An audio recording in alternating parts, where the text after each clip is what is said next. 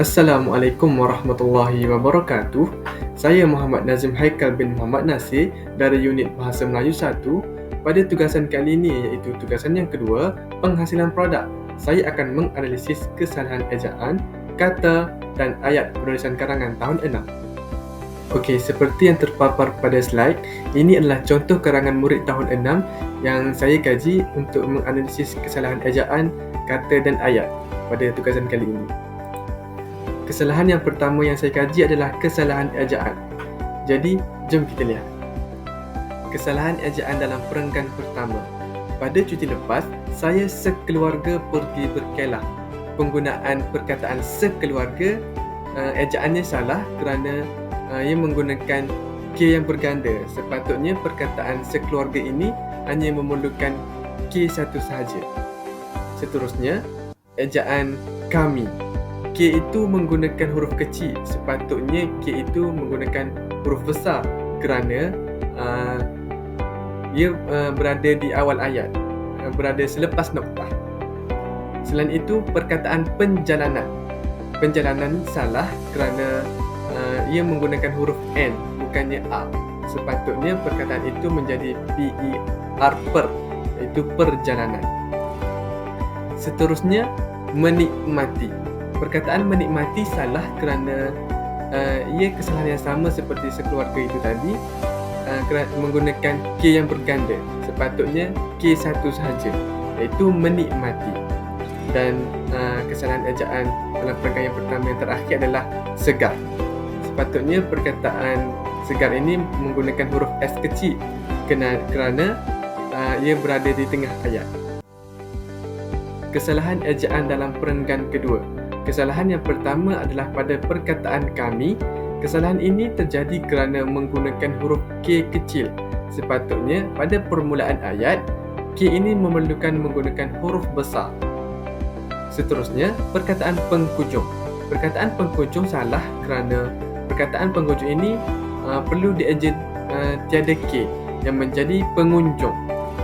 Dan kesalahan yang terakhir adalah menggangkat. Kesalahan ini menjadi salah kerana menggunakan G berganda. Sepatutnya ia dieja dengan MENGANGKAT, iaitu menjadi mengangkat. Kesalahan ejaan dalam perenggan ketiga. Apabila selesai menggangkat barang, perkataan menggangkat itu salah kerana ejaannya menggunakan huruf G yang berganda.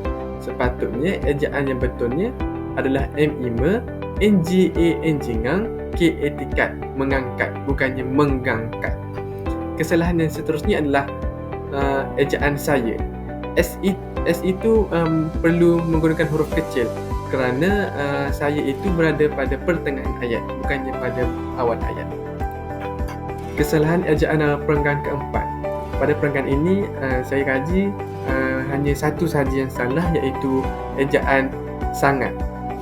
S itu perlu dieja huruf kecil kerana berada pada pertengahan ayat.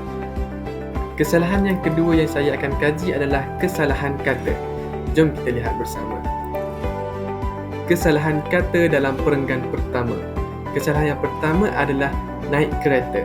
Sepatutnya perkataan naik kereta itu ditukar dengan menaiki kereta. Kami pergi menaiki kereta. Baru sesuai menggunakan pada ayat ini. Seterusnya, kesalahan bercakap-cakap. Sepatutnya bercakap-cakap ini ditukar dengan berbual-bual. Jadi, baru sesuai digunakan dalam ayat ini. Kesalahan kata dalam perenggan kedua. Kesalahan yang pertama adalah perkataan sampai. Sampai ini tidak sesuai, sepatutnya menggunakan perkataan tiba. Kemudian tidak lama pada itu, kami pun tiba, baru sesuai. Seterusnya, pada. Penggunaan pada juga tidak sesuai. Jadi pada ayat ini saya kaji perkataan di lebih sesuai. Jadi ayat ini menjadi kemudian tidak lama pada itu kami pun tiba di pantai Teluk Batik. Seterusnya, kesalahan pada perkataan tengok. Tengok ini tidak sesuai digunakan dalam ayat. Sepatutnya menggunakan perkataan melihat. Kami melihat ramai pengunjung di sana. Kesalahan kata dalam perenggan ketiga. Dalam perenggan ini, saya kaji hanya satu sahaja kesalahan kata, iaitu perkataan lalu.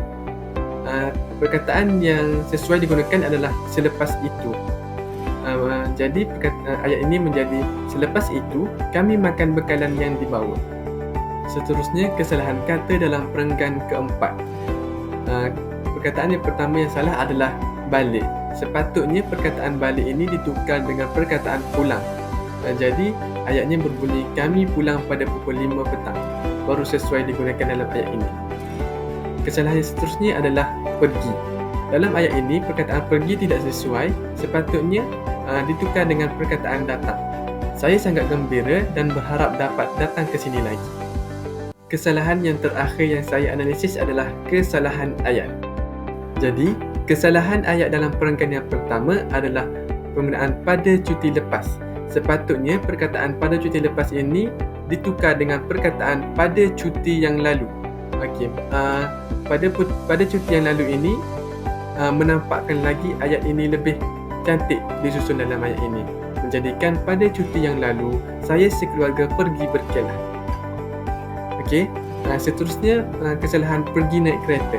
Sepatutnya pergi naik kereta ini ditukar dengan pergi dengan menaiki kereta. Kesalahan ayat dalam perenggan kedua pula adalah kemudian tidak lama pada itu. Jadi penggunaan ayat kemudian tidak lama pada itu ini tidak sesuai, perlu ditukar dengan tidak lama kemudian. Jadi menampakkan lagi ayat itu lebih tersusun cantik. Kesalahan ayat dalam perenggan ketiga pula adalah pelbagai makanan-makanan. Sepatutnya pelbagai makanan-makanan itu menampakkan lagi banyak. Sepatutnya menggunakan makanan-makanan itu satu sahaja, menjadikan ayat itu berbunyi terdapat pelbagai makanan yang dimasak oleh ibu. Jadi kesalahan ayat dalam perenggan keempat, iaitu kesalahan yang terakhir, adalah apabila siap makan. Ayat ini tidak sesuai, sepatutnya ditukar dengan setelah selesai makan kami balik pada pukul 5 petang. Barulah sesuai digunakan pada ayat ini. Jadi itulah sahaja yang saya dapat analisis daripada kesalahan karangan tahun 6. Jadi itulah sahaja daripada saya. Sebelum saya mengundurkan diri, terimalah satu rangkap pantun daripada saya. Di ladang luas tanaman subur, ilmu dan ditimba membawa manfaat. Dengan belajar minda kita terukur, menjadi insan bijak, masa depan hebat. Sekian, terima kasih.